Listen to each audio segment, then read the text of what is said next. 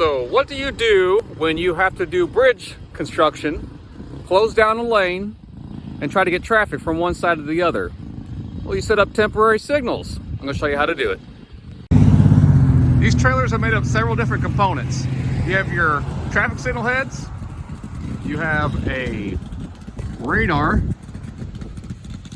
right there that detects the vehicles to give them a green light.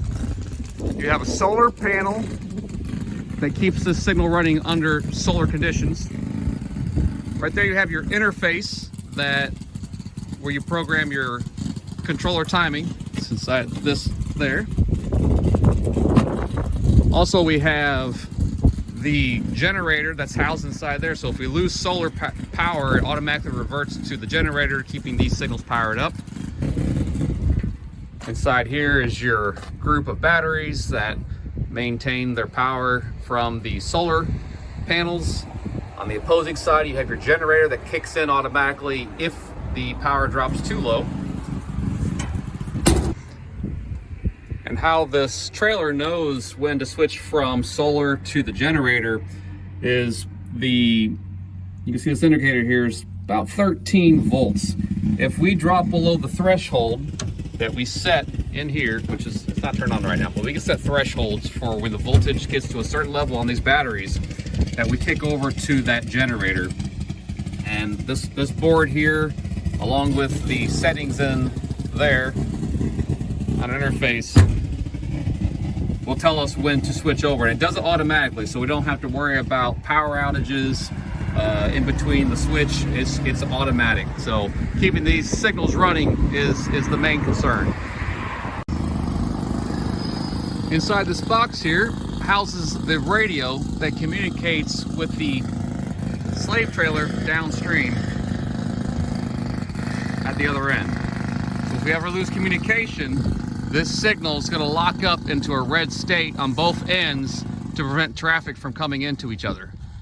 In here, as I stated, turn this on, this is where we will be interfacing to the signal heads, the timing that we're going to be running between the two signals here. Now from our main screen, we're going to the setup.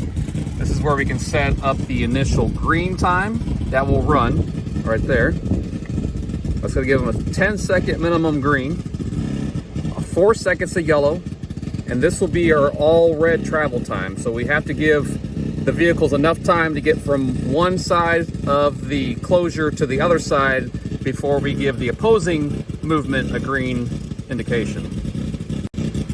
And now based on the radar, every time we detect the vehicle, we're going to extend that back 2 seconds up to a max time of 35 seconds.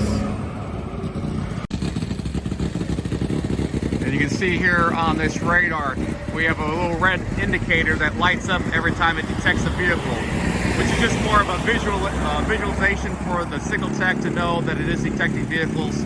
But every time it detects a vehicle, it's going to extend that green time by an additional 2 seconds and serve it up to a max time that we have set in there. So if we see this in action here, we're detecting vehicles as they go by. It's extending that 2 seconds from where it was at.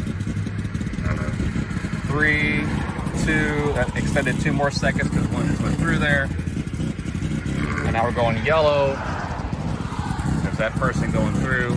Sometimes you have people going through as the green has expired, which is why you have that all travel time. I set it a little bit higher than it probably needs to be, but I don't want anyone coming through this lane and giving the opposing side a green movement.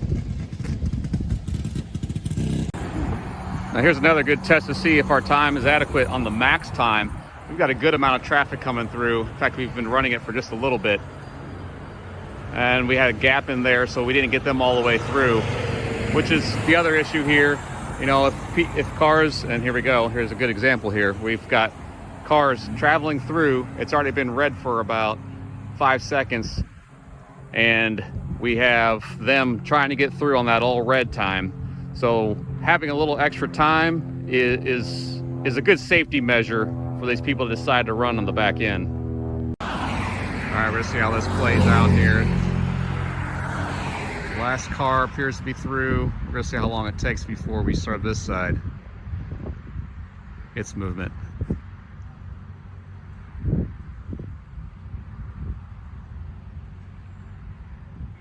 All right, a little bit longer of a wait time, but what we're trying to do is prevent people that want to run that red light on the back end of the pack and try to scoot through, and we don't want to cause any problems here. Let's watch it this time and see if the amount of traffic that's coming through here gets through on green lights.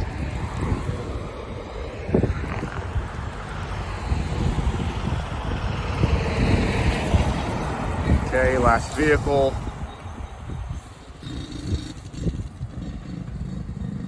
Yellow and red, and then we've got that all red time for them to get through, which should be more than sufficient. So I think the timing we have dialed in here just correctly.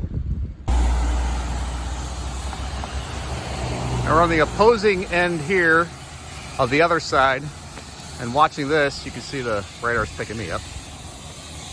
Here's the main thing we want to have set up between the two signals. We want identical travel time on that red, so that all travel time, all red travel time to get from one end to the other, those have to be identical because the travel time is the exact same. I've got everything else set up the same too. Green time, yellow time.